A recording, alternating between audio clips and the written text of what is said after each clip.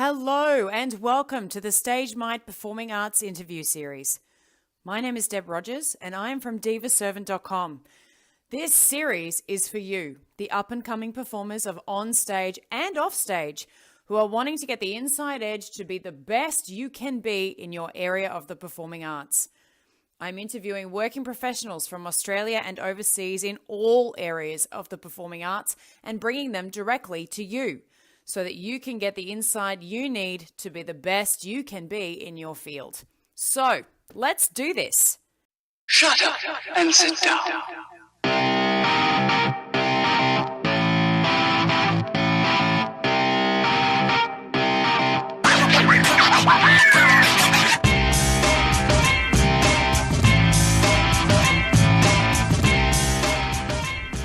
My next guest to the StageMight hot seat has a theatrically inspired career that spans over 30 years. This woman, she does it all. She acts, directs, produces, designs. She is a noted public speaker and so much more. She is a Gold Matilda Award winner for her contribution to independent theatre and an ABC Radio Bell Award winner for Best Production and Best Director. It is an absolute honour to welcome Simone de Haas. Simone, thank you so much for joining us on the StageMight interview series. Welcome. Thank you. My absolute pleasure to be here and great to connect with you again. Yes, it is great to connect with you. Now, for those who aren't familiar with Simone's work, Simone is an epic theatre presence in Australia. She does everything, on stage and off. I have known her in the capacity of direction. I have been very, very fortunate to work with her from the performing side, her directing a show. Simone, let's start right back at the beginning. How did you get into the performing arts? Well, it was one of those things, I suppose if you want to go way, way back, I started with, I really enjoyed music, and that was in primary school. And then for whatever reason, I'm not quite sure why my mum and dad decided that this was a good thing. They decided that I should have music lessons, and I'm one of 6 children, and I was the only one that they made that decision about. So it was very interesting whether or not there was just something that they realised that the music was very important. But when I was in grade 5, I won the local school talent quest by writing my own composition. And, I wrote it all out in the manuscript. It was for 2 hands. It was a little, I don't even know what you'd call it, a little sonata. My mum named it, and she called it tristesse, which means sadness in French, which was a very odd choice for a 10-year-old. But, it was a piece that had a verse and a chorus and a verse and a chorus and all of that. And I used to dabble a lot in writing my own pieces of music, and I think I decided at that stage when I realised that this was an option that I wanted to be a concert pianist, but I didn't like practising. So that dream kind of went out of the window fairly quickly. But what I discovered, I think, along the way was that not only did I really enjoy music, but I loved singing. And I guess I came into my own in high school when I realised that singing was actually something that you're allowed to do, and they had a musical at the school, and I got cast in a small, tiny role. And then another couple of years later, they did another musical. I got cast in a bigger role. And over time, I began to realise that there was something about this. I just absolutely loved it more than anything else that I ever did at school.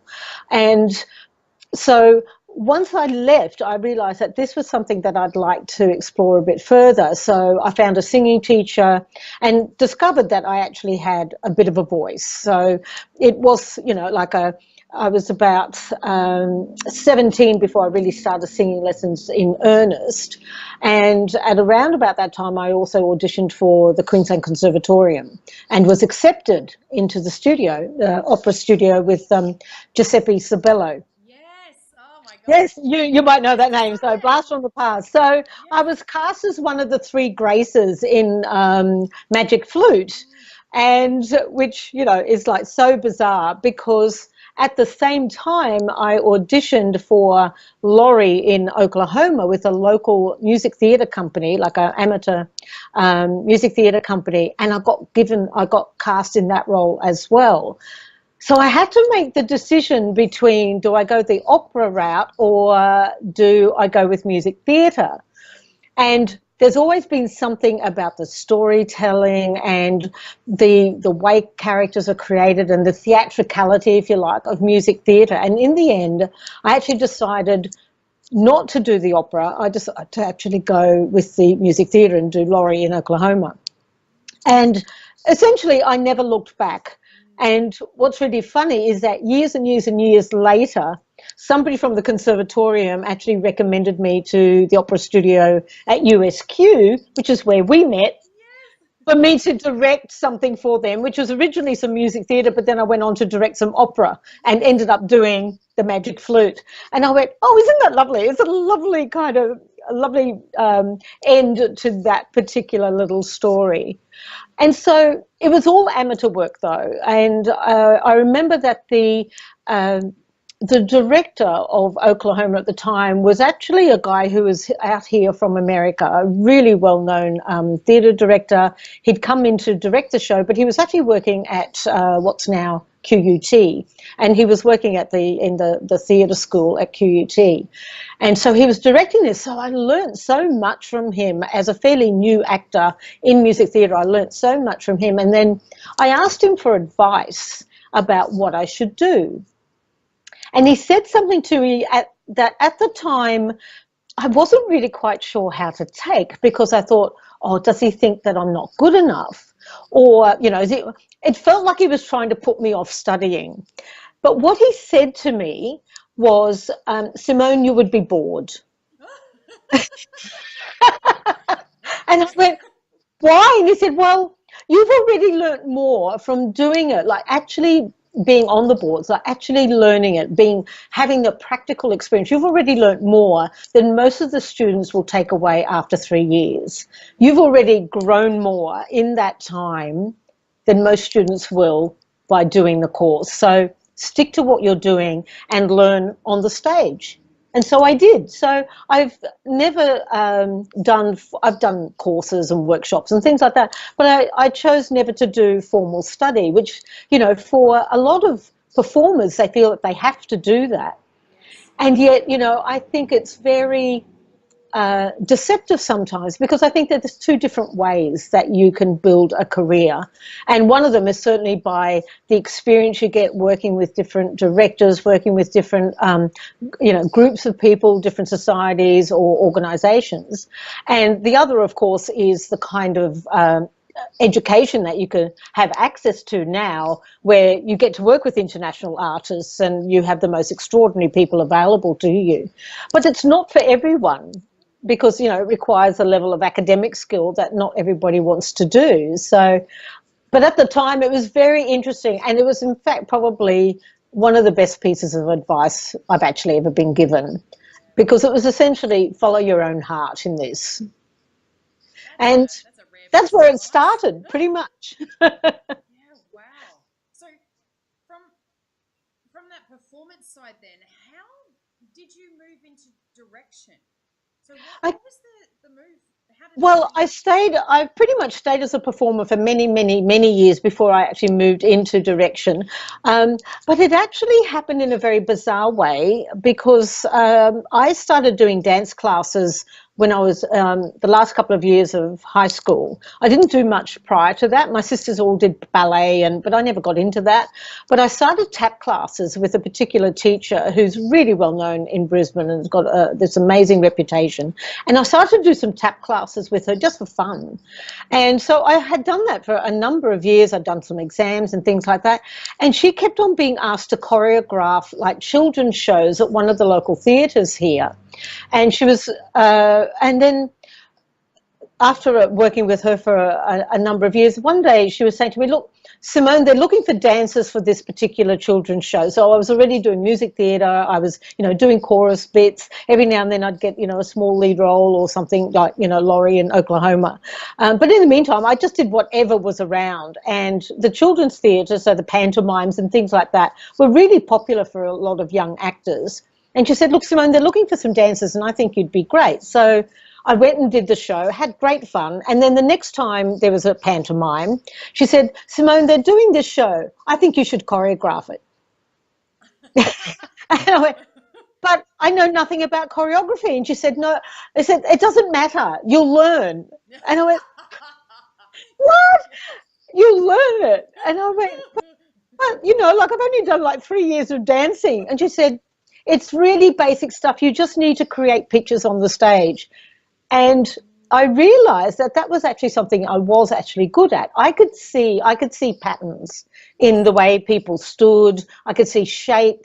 I'm very visual with things like that, and with my directing as well. And so choreography to me was really about creating pleasing patterns on the stage and throwing a bit of a dance break in every now and then. And it went really well. It went surprisingly well. And they kept on asking me back. And so they kept asking me back to do more and more. And then they were doing a double bill of 2 children's shows written by a couple of local writers called Betty Beath and David Cox. And they wrote a show called The Raja Who Married an Angel, which had all of like this Indonesian dance in it, which was just nuts, because I knew nothing about Indonesian dance, but they taught me some things. And I remembered having done, I think by that time I had done Tup Tim in King and I remembered some of the hand actions and things, and I thought, okay, Thai, Indonesian, I think I can kind of fudge my way through it. Hopefully nobody will know the difference. So there was The Raja Who Married an Angel, and then the other, the double bill was Abigail and the Rainmaker, which required a young Indigenous male actor. And I didn't know any. There weren't that many around in Brisbane in the late 70s who were actually on the stage. But Betty Beath and David Cox knew some young actors or young men who would like to give it a go. And so one of them ended up coming in and doing the show. So I was invited basically to direct the double bill because it had music and it was singing, and so I did the choreography as well as the directing. So that was the first time that I actually did both. It was it went well, but it was an absolute trial by fire. It was absolutely terrifying because I'd never been a director before, and there were different skills that sure, I developed over time, but at that age, you know, like I was in my early 20s, I had no idea how to manage like that overall responsibility. As a choreographer, you could still pass the buck, you know. It didn't, okay, I could make people look great and I could train them really well so they knew their dance steps, but, you know, the buck did not stop with me. Whereas as a director, of course, they rely on you for the overall vision. They're looking to you for guidance. If they're not happy, if they're scared about acting, they rely on you to help them over that. If there were so many things that I wasn't sure about, and so it was an absolute baptism by fire. And you know, there were some very difficult personalities in that particular company as well. And being as young as I wasn't really sure how to manage them. And we had quite a few challenges with that until one of the older women in that particular group became my champion. And basically she spoke up for me when I actually didn't have the words, didn't have the know-how. And so she would just say, no, this is how it's going to be. This is what Simone wants. She's doing a great job. And she just went into bat for me. And I'm like watching her and going, oh my God, she's so brave. But she wouldn't take any crap from anyone. And so that in itself taught me something about standing up for what I wanted. And so once I'd done that and I got, right, well, you know, that's one under the belt, it became easier. And then I kept on getting, oh, they must have liked what I did. It had a sold out season, and they kept on asking me back to do more. And so I shifted then from doing more doing children's shows into doing adult shows. So, but that was the transition. So it was actually through choreography, and I did quite a few shows where I directed and choreographed for quite a few years.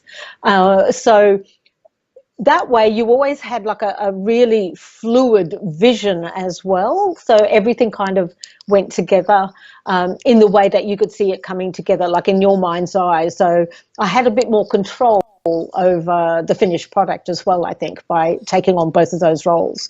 Yeah. But it was certainly not an easy time learning it on the boards. But very effective. Yes, it was very effective as a training ground for sure. Absolutely. There's two things that I wanted to mention, wanted to discuss with you more. Firstly, this idea of knowing that you're very visual, this idea of seeing pictures and patterns on stage. Talk to me more about that. What is it you actually see, and how do you express it creatively? That is such a big question. All right, so I'm also I'm visual, but I'm a kinesthetic visual. So I feel into how things will look as well. So for me, what I see, I quite literally can see a picture in my head. So there's a very interesting thing that happens when I read a script. It's like a little movie unrolls in my head as I'm reading, and I kind of get a sense of what the characters might be doing. I kind of get a visual, like, so it's literally like little stills of a movie in my head when I read a script, and I think, oh, okay, you could do this, or that would work. And it's actually one of the ways that I've always chosen the pieces that I will work on, because my husband loves reading scripts, and we've worked together for many years in theatre, had our own theatre company. But I always relied on him to find the pieces that we would do to a great extent, because he'd love to read them and then he'd give them to me. If I could not see them on stage, I would not direct them. I would literally say, I can't see it. Yeah, wow. So if I would read it and go, no, I can't see it working, either for our company or our cohort of actors that I knew I had access to, or I'd go, it's going to be too difficult for us with the resources we have as a small company to be able to do that. So I relied a lot on that, both my gut instinct, but also my visual acuity, I suppose, to be able to say, can I make this work? How? And how can I make that work? What could the end product look like? So that's the stage one. And then of course when it comes to actually putting it on the stage, I then just look at the actors as they're working and I go, well, it'd be really fun if they did XYZ, and something will pop into my head that's fed out of the words. Or I'll do some blocking, like my blocking is always done with multiple colors for the different characters, and I'll create patterns and I'll say, okay, this is the floor pattern, and then I wait to see what else develops once they know what their floor pattern is, and then we start to add other things in, so that whatever you produce on stage, there's always a harmony to what is produced. The audience always know like where the focus needs to be. So that's one of the things that you need to build into that visualization, if you like. And then it helps to be able to share that in a way with your, so if you share it with your actors and you say, well, this is what I see. Okay, there's a group here, you guys are doing this in this area, you're counterbalanced by this in this area of the stage, so that they, to some extent, see what's in my head while I'm working with them. Yeah. So then you have to talk it all through. Yeah, absolutely. You hope that your actors kind of get a sense of where... And a lot of actors are visual as well, which does help me, because they go, oh, yeah, okay. And you can usually tell by the language they use whether or not they're on board with what you're talking about. Yes. So with regards to this, this vision and the actors, how do you choose? How do you cast your actors? Gut instinct. Yeah, okay. Is the first, like, okay, they bring you the resume, but I try not to look at the resume until I've actually looked at the person. If I really like the energy of the person, I cast very much on energy. And so if there's something about them, I go, oh, there's something about you, I really like you. And then I might very quickly go, what's your background? What have you done? And then I might look at the resume. Sometimes if I know, like I remember casting a show called Angry Young Women that's the short title. It's Angry Young Women in Low-Rise Jeans with High-Class Issues or something like that. It's very long. A great series of little vignettes and comedies about women. Uh, and I remember casting for that because I needed like about 8 women all together. And there was one particular monologue I didn't have anyone for, but I just, again, visually, I kind of had a sense of the kind of energy of the actor that I wanted for this. And then right towards the end, I think she was about the second last, and I hadn't seen anyone up until that point. And I thought, I haven't seen anyone who's going to carry that, who can carry that monologue off, you know. And then this woman walks in, and I went, oh, please God, please be able to act. Because she was exactly what I could see in my head. And I'm just thinking, please be able to act, please be able to act. And she just opened her mouth and started on her monologue, and it was like, done. She was perfect. She literally only had to say a sentence of her monologue, and I knew she was perfect. So gut instinct drives me a lot. You know, I'll get a sense of whether people are going to be easy to work with or difficult to work with. It'll be whether or not they feel they are someone who will work well in an ensemble, or whether there's a bit of the star personality, which is absolutely fine if they're playing a star role. Doesn't work always so well if you want them to blend a little bit more in an ensemble.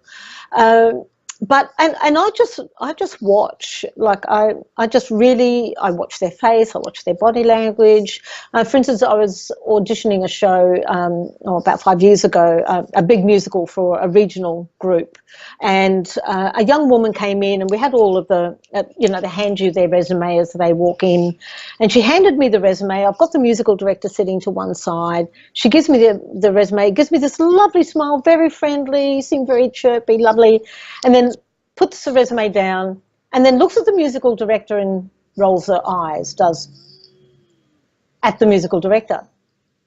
And of course, straight away I kind of went, oh, history of some kind. But you know what? It was so, it was disrespectful to his position as a musical director. It was very condescending, and a whole heap of other words that escape me at the moment. But there was just the attitude that went with it.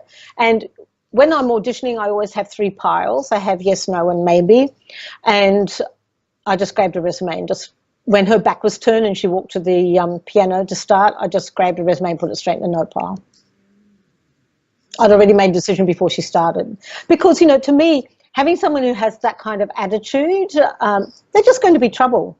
And I don't want to work with people who are going to cause me trouble. I want to work with people who are keen, who are energetic, who absolutely love what they do with a passion and are prepared to be committed to it 120%. Because that's what I bring to the table, you know. And I'm looking for people who want to join me in creating something truly magnificent. And, you know, if you come in with attitude that you're better than other people, you're not going to be able to contribute in that kind of a way. So, you know, my gut instinct and reading people, you know, I'm pretty good at reading people after all these years. So that is very helpful, I've got to say. Talk to me about this, more about this personalities in theatre is a killer. And particularly with this generation, this upcoming generation of performers who are very much expectant of what they think they deserve. Yeah. How often do you see that, and what are your tips to actually knock it out of someone, and B to guide others and to warn others that it just doesn't work? Yeah. Well, and I have seen it. I've spent the last couple of, probably about last 5 years, training actors for fast turnaround film and television. And the age group for that was roughly between about 16 and 23. So, yeah, I was beginning to see a lot of that. And what was interesting was often that those who had that kind of attitude that, I'm just, you know, the Ant's pants and I'm fabulous and I'm just going to walk out of here and I'm going to get a role straight on Home and Away or Neighbours, because that was essentially what they wanted. What I was noticing was that their opinion of what they were capable of far exceeded their actual talent. Yeah. And they could have grown into that opinion, but it was actually getting in the way. And so that attitude of, and this is by no means all of them, but you would find at least one or two in every cohort of 18 or 20 young people coming for training. And there was one stage where I had two such people in a class, and they were having a fight because they were just really disrespectful of each other's opinions because they each thought that they were right. And I just lost my cool, yelled at them, swore at them, because, you know, I do that sometimes, and actually just sent them out of the room and said, I do not want to see you again. And said, I'm not prepared to work with you. You guys need to learn to work with each other first, then I might give you some of my time. And said, go and sort it out. When you sorted it out, you're welcome to come back into the class.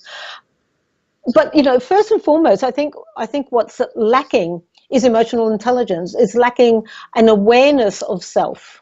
And I think, quite frankly, that emotional intelligence needs to now be included in the kind of training that is offered. Maybe it is. I'm not sure about the latest training in educational institutions. You're shaking your head, so maybe not. But emotional intelligence is absolutely vital. You need to know what you are projecting, because you carry that into a casting, you carry that onto the stage, you carry that into in front of a camera, and that attitude is the thing that will make or break you. Because you know, I'm not the only director who wants to work with people they like, who wants to work with people who they know are not going to be a pain. You know, if you come in prepared to do the work, you know your lines, you've got some options for the director, and you can, if they say, oh, that didn't really work, you know, can you give me something different? And you go, yeah, absolutely. And you try something different, and you're just really easy to work with. You know, you may not be quite as talented as someone else, but you're more likely to get the work because your attitude is what will make the biggest difference to a casting director, to an actual, you know, director. And it doesn't matter whether it's film, stage, you know, TV, whatever it might be. Being easy to work with is probably one of the most undervalued attributes, I think, in actor training. And that, as you say, that sense of entitlement, well, you know, I'm paying for this training, so therefore, you know, you've got to let me have all of the lead roles. No, I don't. I don't have to do anything. I'm here to teach you. You're here to learn. And it's as simple as that. It's actually your job to learn, and it's my job to teach you to the best of my ability. And you know, so a lot of the work that I would do, I would always add a coaching element into the work that I did with these actors over the 5 years. And I'd actually coach them around, you know, like how to work with different people and how to manage some, you know, very complicated relationships and personalities when you're on set. You know, how can you build rapport with people really easily? How can you be easy to work with?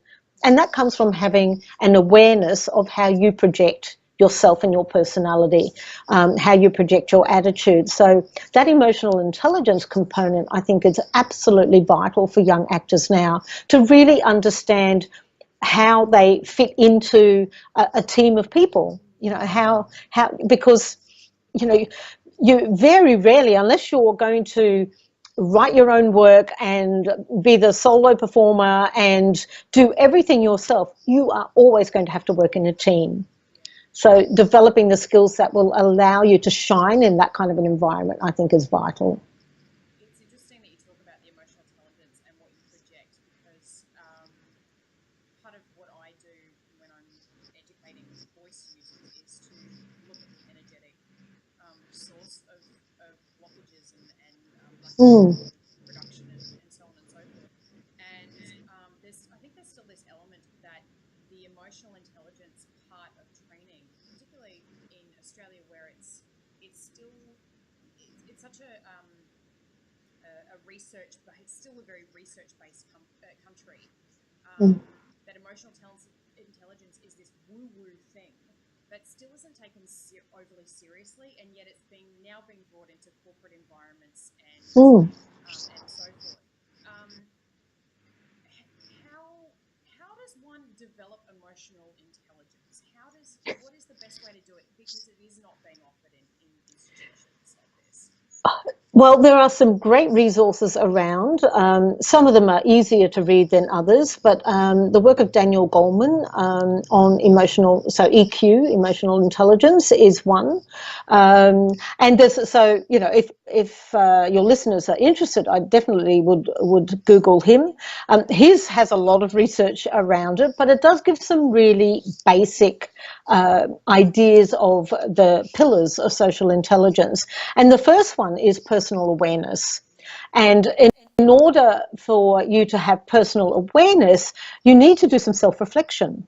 Now, often actors, you know, one of the things that I would do with actors would be The Artist's Way, Julia Cameron's seminal work on creativity and artists. So I would recommend anyone who's working in the creative industries to actually use that as a tool for self-reflection, understanding what your own triggers might be. So, you know, if you come from a background, and this is where my coaching background was always really helpful, I guess, because I might be watching an actor and I'm thinking, okay, there's something going on there. You're just not letting yourself loose there. You're really kind of tied up in knots around that scene. You know, what's really going on? And so we could do some coaching to actually uncover that maybe there was an authority figure that they had issues with. And so as a result, they weren't able to release the anger because they weren't allowed to show anger to that authority figure. So in order to help, and you would see that with your work all the time, you know, the voice was choked or the voice is bottled up in the body, and the body's kind of in lockdown because they don't have the mechanism to release that. So self-reflection by doing journaling, looking at the stories that you've told yourself about situations that have happened in your life, because we all do. Something will happen, and no matter what the age, and we build a story around it. Most of the time, the story we've told ourselves is actually not true. It's just our worldview at that point in time and the resources we have available to us. You know, as a child, we have much more limited resources, so we can't actually expand our worldview too much other than, you know, whatever we're being told is the... So we do according to what we're told. And it's not until much later that we think, well, hang on a minute, maybe what I was told when I was 7 is actually not right. So self-reflection and taking time to kind of journal some of those experiences in your life are absolutely, I think, essential for an actor. And I think actually essential for us as humans, not just actors. I think everybody benefits from some meditative processes or self-reflection or journaling to really kind of get an understanding of self. So that's the first pillar, is getting to an understanding of self, which then helps you understand, because of that reflection, how you interact with other people. So then it's about becoming aware of your interaction with people, like how, which ones work well for you and which ones are you triggered by. And the triggered ones will be where there has been something in your history, in your lived experience, that creates something challenging for you. For instance, I was doing a mentoring session with a young woman just this week where we talked about an experience in her childhood that she had totally discounted, and yet it was creating a massive impact in her day-to-day work, because every time someone did the exact same thing as something that she remembered from her childhood, and it was a really simple thing, not something you would think would really have that kind of impact, but whenever it happened, she was triggered but didn't have the awareness to create the connection between the two.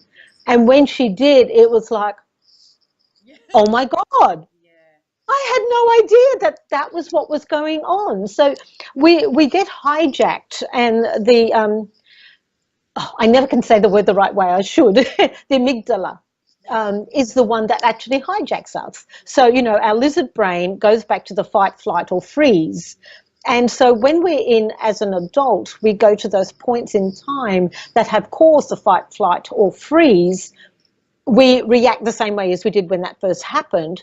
So the reflections, having awareness of those triggers, starts to create the emotional intelligence. We might say, oh, now I know why I always react badly when a director tells me what to do, because I hate being told what to do, because I was nagged as a child, I was always in trouble for not doing what I was told to do. And so you might develop a difficult to work with personality just because if a director is really robust in their feedback or is very prescriptive in their direction, for instance, and says, do it as I say, I don't care how creative you are, I just want you to do it like that, you might have an actor who will arc up against that because of the way they were spoken to as a child. And so having that awareness of our trigger points, so that's part of the self-reflection, which then helps us to develop better understanding and better communication with each other and with people who are in authority in those situations, like a director or the director of photography or anyone that we might be working with in a creative field. And so it helps us to actually become better communicators, but also easier to work with because we understand what might send us over the edge or suddenly trigger something for us that maybe doesn't create the kind of result we want. There's so much, look, there is so much in emotional intelligence for actors. There really is. It's a whole field. And as you say, there's a lot of research, and I think, it could be a doctorate for someone for sure. Maybe I should do that. In my spare time. Yeah, in all that spare time. Yeah, absolutely. Oh, far out. That's a lot of information. Talk to me about your emotional trigger. Talk to me about your biggest learning curve regarding emotional triggers and in the directorial space. How do you deal? Because I'm sure there's triggers that you have when you're dealing with artists and so on. If you want to share, that's something that I think would be really interesting because it's, you see it from the artist's side all the time. There's always the artists are being triggered by something, but often it doesn't happen from the directorial point of view. They seem to be far more level-headed. Either that or they're really good at pretending. Well, see, it's that whole buck stops here kind of thing. You have to maintain a calm persona to the best of your ability. And I suppose it's one of the things that I have developed because I'm not naturally I'm high energy, but I'm also calm, which is kind of like odd to have but I am quite calm. So when I'm working with people, it's one of the things that people always say, oh, you're so patient and you're so calm. And it's like, it's a learned thing. I learned to be patient. I'm so impatient. I'm like, oh, for God's sake, get over yourself already and just get going. But I can't say that to people because it would destroy them, and for most people, like if you spoke to them like that, they would just completely shrivel up and you would never get the work that you need out of them. So I suppose one of my most useful learnings was actually doing coaching because I started to understand a little bit more about how to get performances out of people. I always used to do it. I'm a natural coach. I think that was always something that was inbuilt, if you like. But getting the qualification around that was actually really helpful because it helped me to see, have a little bit more insight into human behaviour and the archetypes that drive us. That's an entire whole conversation separately. But it helped me to see it helped me to look at people and go, what is it that you need that would help you become the best version of yourself as that character or as the best version of that character? And how can I help you to get to that? And so some people will need very little direction. You can literally say to them, okay, show me what, just give me some idea of, where you're headed with the character, show me what you want to do. And I go, yeah, I really like that. And not quite sure about that. Maybe try this. And so we can tweak. And it's very much a cooperative effort. But there's maybe others who are less experienced where you have to be a lot more directive, a lot more prescriptive. And you might say, look, on that line, you're not giving that enough weight. So your feedback to them will be a lot more prescriptive where you need to kind of build their psyche at the same time as you build the character. So you build their strength as an actor at the same time. And I've always been a teaching director. That's that's my nature. So I don't think I've ever worked on anything where I haven't had some of that teaching, coaching kind of component come in. Even for people that I'm worked with that, you know, have a lifetime experience, as much experience as I do, there's always going to be something, because they're looking to me for guidance, but, you know, they're also looking to me to not let them look stupid on stage. You know, and it's one of the things, you know, when I'm first talking to actors as a group, I'll always say, you know, I will not let you look stupid, okay? Because I've been there, you know, and I've been made to feel stupid at times as an actor, but I will not let you do that. I have too much respect for you as an actor to allow that to happen. So I'm going to do everything I can to make you look really, really good. That's my role as a director, is to help you tell the story and help you share it in a way that's really profound, moving, whatever the show is that we're working on. So the biggest learning for me was probably trusting that I actually was good at that. So I guess because, you know, that takes a little while. You know, no matter how many shows you do, there's always that element of, oh my God, am I doing a good job? And I don't think that ever stops. I really don't. I think it's just human nature that we always doubt, because otherwise I suppose we would just become really egotistical and we would become really difficult to work with. So, yeah. Yeah. That's interesting.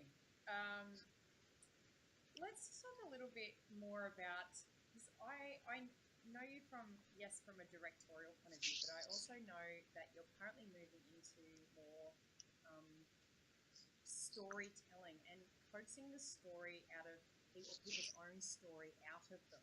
And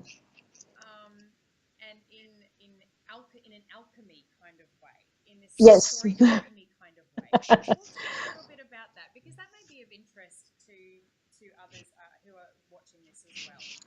Well, I suppose I've moved into, so this is really part of my speaking component now of the work that I do. I do a little bit of directing, you know, I'm directing Phantom of the Opera. That's more than a little.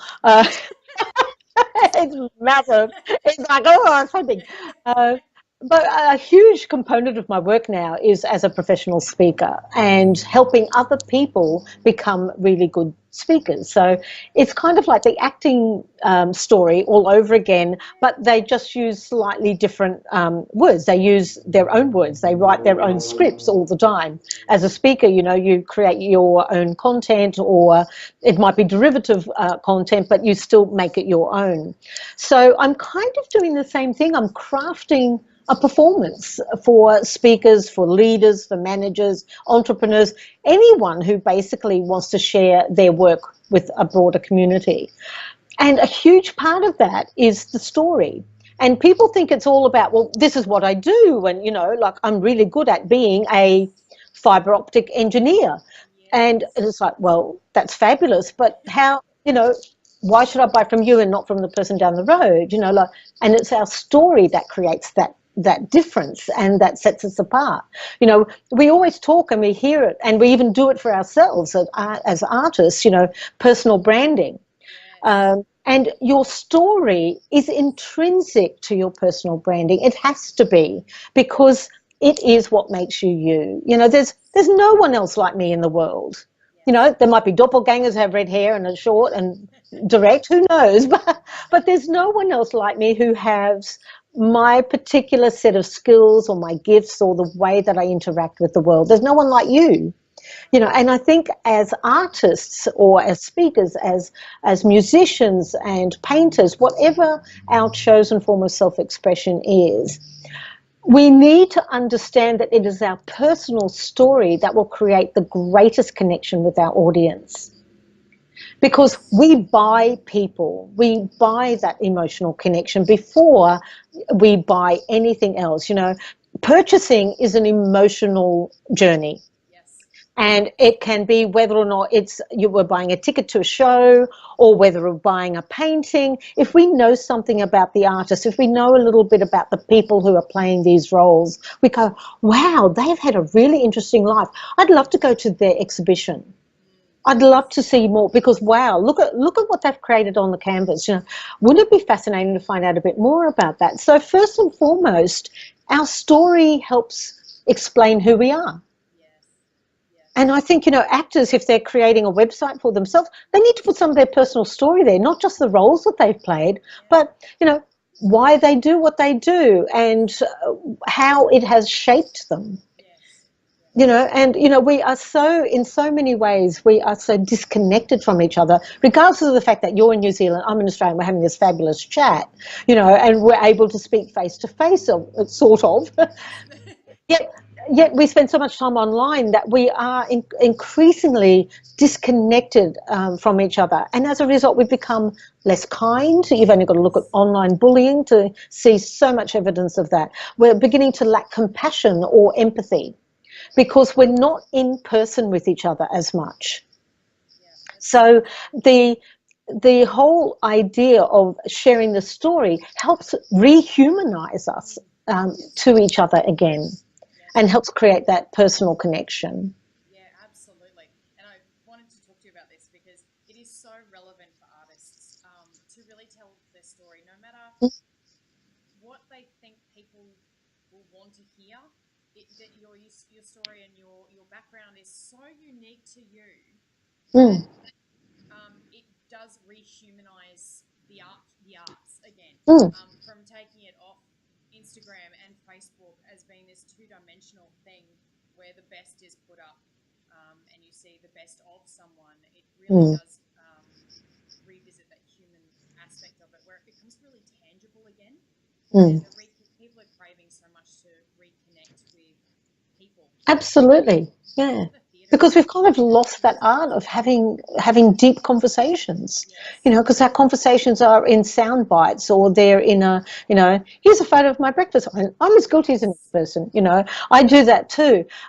But I'm noticing what's creating the most engagement now are my totally, bloopers and all, behind the scenes videos where I say, oh, I'm about to go on stage, I'm so excited, and here are my, here's my funky boots, or, like, oh my God, I've just left this at home and so now I'm having to make do. You share a little bit about the life and times, if you like. So you share a little bit about what it looks like on an everyday level. So it's a bit of that human connection. But what I love most, which is why I've created the event Simone and Friends, because that's in front of a live audience and that's me having a deep dive conversation with creative people, with all kinds of people from all kinds of industries and backgrounds, and I love it because what I'm noticing is that audiences are saying, oh, I'm just so inspired by their story and I can't wait for the next one, because we're hearing stories from each other and we're going back to, it's kind of like a campfire, we get an opportunity to just share something of ourselves. And, it just does our hearts so much good to have that deeper personal connection. And I think it's the one thing that is, as we move forward, and there's going to be even more calls for our time and space and energy online, that is going to create an even greater imperative for us to really start to take care of each other in a heart-centered way and to connect with each other in a heart-centered way. Speaking your language. Oh my God, I'm just like radiating here right now. Oh, yes. Yeah. If you haven't seen Simone and Friends, you need to get on SimoneDeHaas.com. Yes. You can access it all through there. You can also see what Simone does regarding Speakers Alchemy and the Story Alchemy courses and so on and so forth, where she's directing. She's directing at Mackay.